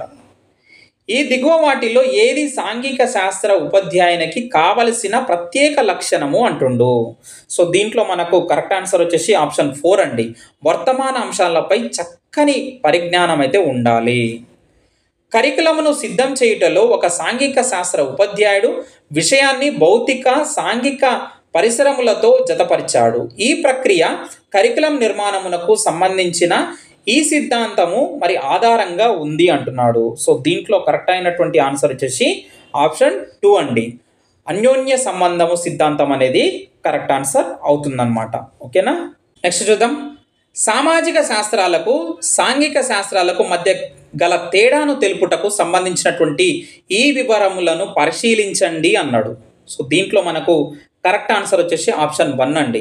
సో ఏ, బి మరియు డి మాత్రమే కరెక్ట్, సి అనేది కరెక్ట్ కాదు. ఓకేనా. నెక్స్ట్ చూద్దాం. సంశ్లేషణకు అనుబంధ క్రియాపదాలు ఏమిటి? ఇందులో కరెక్ట్ ఆన్సర్ వచ్చేసి మనకు ఆప్షన్ 4 అండి. విచక్షణ చేయండి, సంబంధం కనపరచండి అనేది మరి అనుబంధ క్రియాపదాలుగా చెప్పవచ్చు. కదలికలు, అభినయం, వాక్కులో తేడా, దృష్టిని సారించడము, చర్య ప్రతిచర్య విధానంలో మార్పు, కొద్దిసేపు ఆగడము, మున్నగు అంశాలు ఏవైతే ఉన్నాయో సూక్ష్మ బోధనలో మరి ఈ అంశమునకు సంబంధించినవి అన్నాడు. సో దీంట్లో మన కరెక్ట్ ఆన్సర్ వచ్చేసి ఉద్దీపనలో వైవిధ్యత అనేది కరెక్ట్ ఆన్సర్ అవుతుందన్నమాట. ఉపాధ్యాయునకు మరియు విద్యార్థికి ఉపయోగపడు బోధనోపకరణము ఏంటి అని చెప్పేసి అన్నాడు. ఏంటంటే అది ఇద్దరికి ఉపయోగపడేది సిలబస్ ఉపయోగపడుతుందండి. ఓకేనా. సిలబస్ అనేది కరెక్ట్ ఆన్సర్. ఈ బోధనోపకరణములో వస్తువులు నిజస్వరూపము కన్నా చిన్నగా కనిపిస్తాయి. సో కరెక్ట్ ఆన్సర్ ఏమిటి? డయోరమాల అనేది కరెక్ట్ ఆన్సర్ అవుతుందండి. సో చూసారు కదా ఫ్రెండ్స్. సో పోయినసారి ప్రీవియస్ పేపర్ ఈ విధంగా ఉంది. సో ఇలాంటి బిట్స్ మనకు మళ్ళీ వచ్చే అవకాశం అయితే ఉంది. ఆ టాపిక్స్ పైన ఎక్కువగా డెప్త్గా చదువుకోండి. దీని యొక్క పీడిఎఫ్ కావాలంటే కనుక మన యొక్క టెలిగ్రామ్ గ్రూప్లో జాయిన్ అవ్వండి. అక్కడ దీని యొక్క పీడిఎఫ్ అయితే నేను పోస్ట్ చేస్తాను. వీడియోని తప్పకుండా లైక్ చేసి వెళ్ళండి. Thank you very much.